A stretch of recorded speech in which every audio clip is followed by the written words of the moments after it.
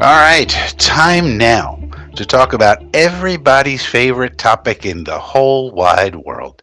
Compensatory picks. You got it. We're talking about it.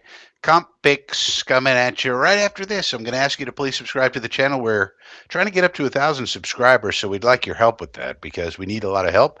So just click the subscribe button down below if you like the content here on the old Frankie from Flatbush channel. And if not that, then click like on the video. That would be appreciated. And if you want to go a little bit extra, you can click the join button.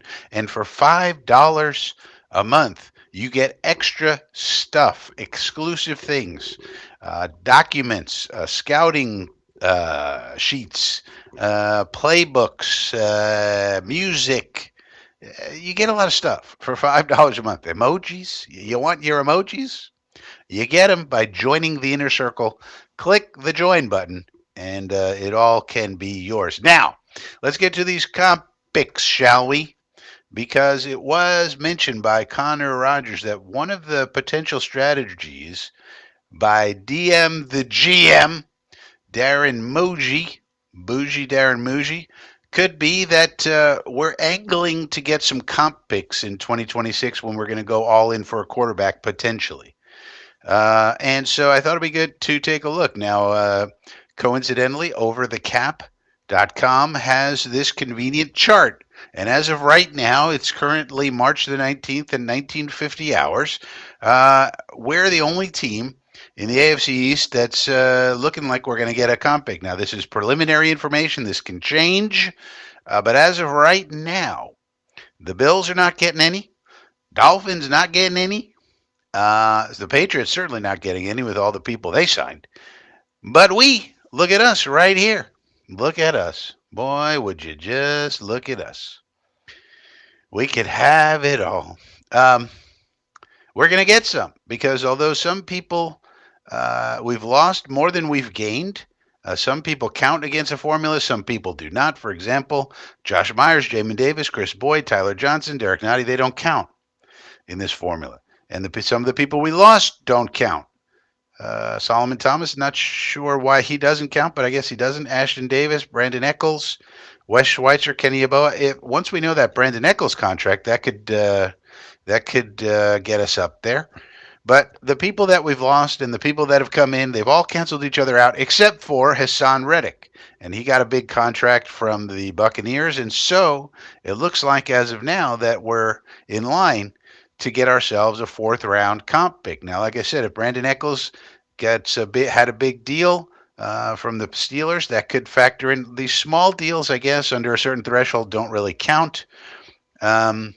Schweitzer certainly probably not going to count. Same thing for Yeboah. But Eccles, I mean, they might have given him $3.5, $4 million, which I think 3.5 is about the threshold to try and get a seventh round pick. So if you see that Brandon Eccles gets $3.5 million or more, we could get a seventh round pick in addition to the fourth for Reddick. And maybe that's part of the strategy for Muji, where he's really not making a big splash in free agency. Now, one thing you could say, and probably one thing I would criticize, let's say we see the contract for Eccles and it's $4 million, and that would be large enough to qualify for a comp pick. So in this discussion, you say that's good. But on the other hand, we gave Brendan Stevens a $12 million a year contract, essentially, and we could have had Eccles for less. And it's possible that Eccles is even better than Stevens. Now, this team, as I explained on X earlier today, once we knew the contract from Stevens, it tells you that the Jets believe he's a starting cornerback who's at least average or better. That's what it tells you. That's what they believe. Now, if he turns out to be that, then it's a perfectly fine contract, is what I said. But if he's not, then it's a bad but not horrible contract. Especially when you could have had Eccles for X, and we don't know what X is yet because that hasn't come out yet to my knowledge.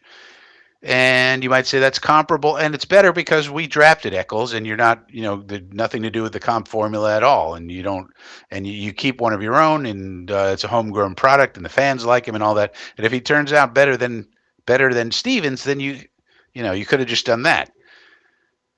But we'll have to see. I mean, maybe.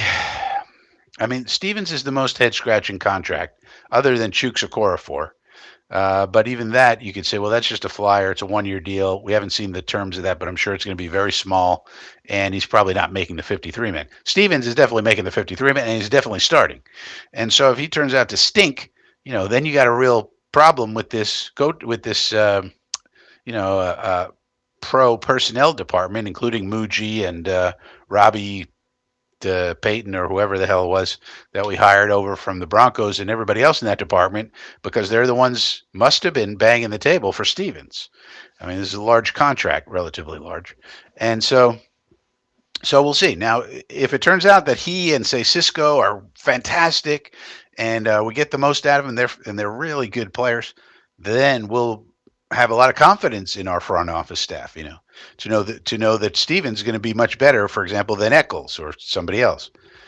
But anyway, so right now this is good.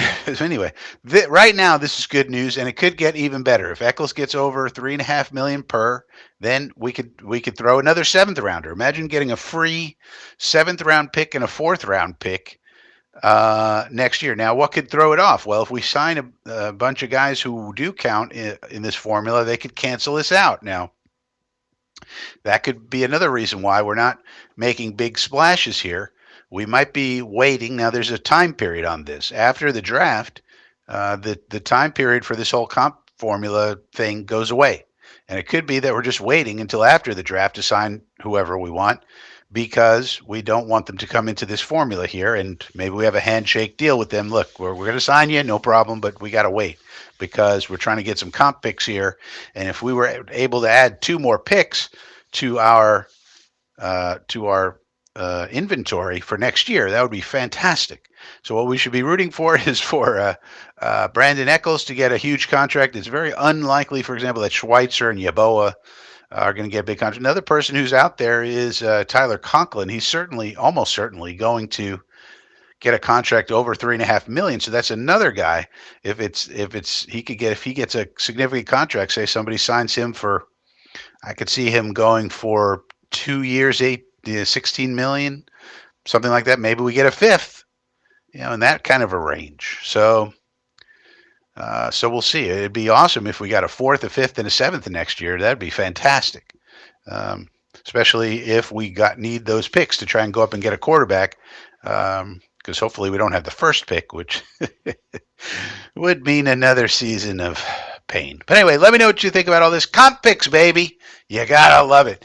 Leave a comment down below. Subscribe to the channel. Give it a like. Please consider joining the Inner Circle, where you get lots of free crap or exclusive crap. Well, it's not really crap. It's good stuff. But you get a bunch of exclusive items that you only get by joining the Inner Circle, $5 a month. Please consider it. Click down below. See you next time. Non-pertinent. How do you log that non-pertinent? No drug talk? They use codes to hide their patron phone numbers. And when someone does use a phone, they don't use names. And if someone does use a name, he's reminded not to. All of that is valuable evidence. Of what? Conspiracy. Conspiracy? We're building something here, Detective. We're building it from scratch. All the pieces matter.